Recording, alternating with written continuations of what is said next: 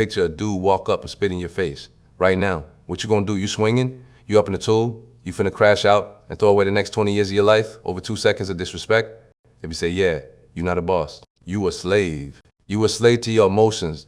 That means a random nobody on the street got more control over your future than you do. He push a button and you react. That ain't power, fam. That's weakness. The streets are full of men who are physically tough but mentally soft. They can bench press 4 plates, but they break down soon as their girl texts another dude. Today, I'ma put you on game. We breaking down the ancient G code. This the blueprint written 2,000 years ago, and it's the only reason some men fold under pressure and other men turn into kings. First off, kill the narrative that philosophy is for soft dudes in college. The 2 main guys who built this system, their resume harder than anybody you know. Player 1, Marcus Aurelius. This man was the emperor of Rome, the biggest boss on earth. He had unlimited bread, unlimited armies, and could touch anybody he wanted. But he wasn't out here flexing. He wasn't partying. He spent his nights in a tent on the battlefield writing about how to stay humble and disciplined. He was surrounded by snakes, spies, and plagues, and he never folded. Player 2, Epictetus. This man was born a slave. He was crippled. He had 0 rights. He was at the bottom of the food chain. But his mental was so strong that even his masters couldn't break him. When they twisted his leg to break it, he didn't scream. He just looked at them and said, "You are gonna break it." And when it snapped, he didn't cry. He just said, "I told you." That is a level of gangster that most people can't even comprehend. Think about that range. The richest man alive and the poorest man alive both use the exact same code to survive. That tells you this works for everybody, whether you're in the penthouse or the box.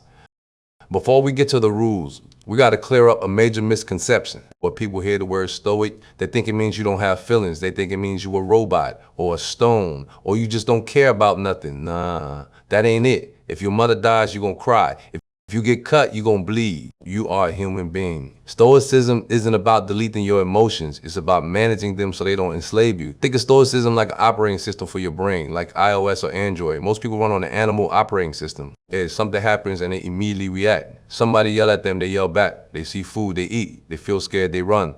There is 0 gap between the trigger and the action. Stoicism installs a gap. It teaches you to pause right after the trigger hits you.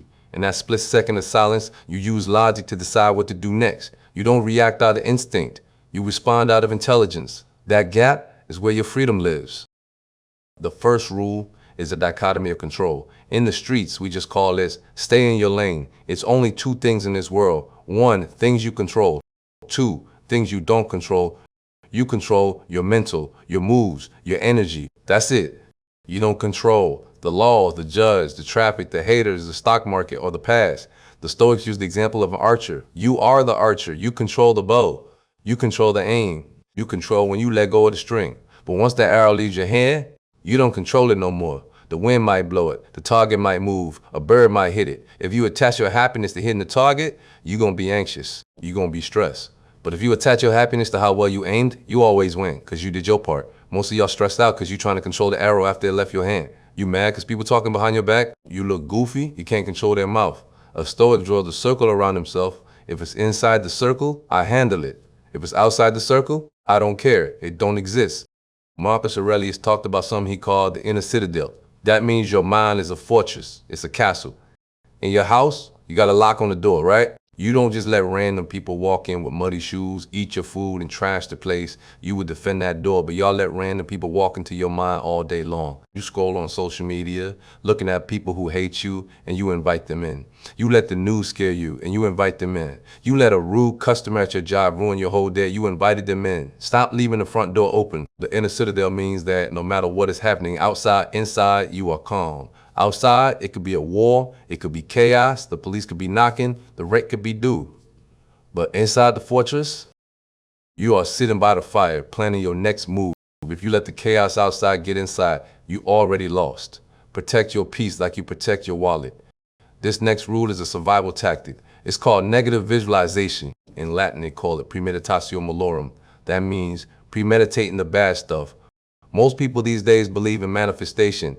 They say, oh, just visualize positive vibes and everything gonna be perfect. The Stoic said, nah. That's how you get blindsided. A real boss visualizes everything going wrong before it happens. Before you walk into that meeting, imagine you get fired. Before you go on that trip, imagine you get robbed. Before you get in the car, imagine you get pulled over. Why would you do that? Is that pessimistic? No. It's strategic. If you already imagine getting fired, when it actually happens, you ain't shocked. You ain't crying. You say, I already saw this coming. I got a backup plan. If you already imagine the cops pulling you over, when the lights flash, you ain't shaking. You calm. You know your rights. Anxiety comes from the unknown. Surprise is the enemy. If you predict the L's can't hurt you. You bulletproof your emotions because you already ran the simulation. Now let's talk about disrespect, because this is where most of y'all fail. Marcus Aurelius said, choose not to be harmed, and you haven't been harmed. Check game. If somebody insults you and you get hot, you just handed them the remote control to your brain. You let them dictate how you feel.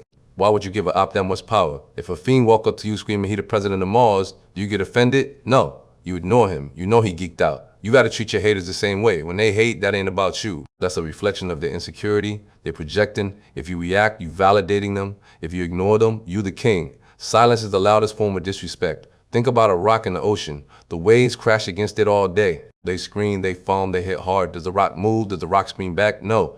The rock stays solid. Eventually, the water gets tired and falls back. Be the rock. Let them crash. Next up is amorphic tithe. That means love fate. Not just deal with it. Love it. When bad business happens, most people fold. They complain. Why me? Why I lose my gig? Why she leave me? A boss looks at the situation and says, good. Think about a fighter in the gym. He don't pray for a weak sparring partner. He pray for a monster. Why? Because fighting a soft opponent don't make you a champion. It makes you soft. Life is your sparring partner.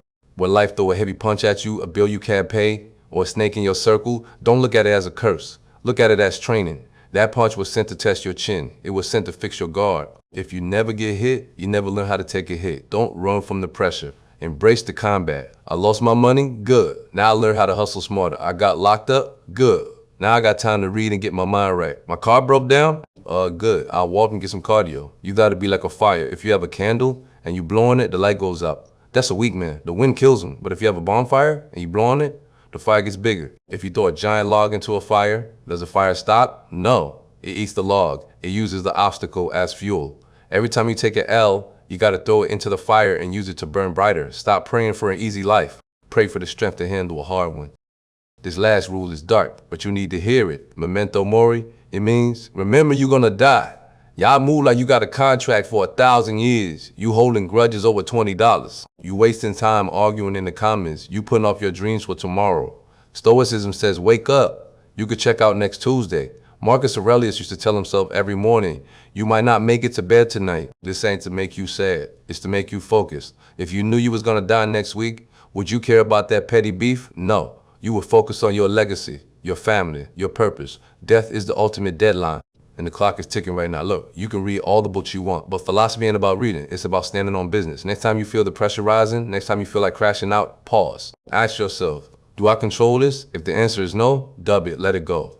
Don't be a leaf in the wind, be the rock. This hood intel, stay solid, I'm out.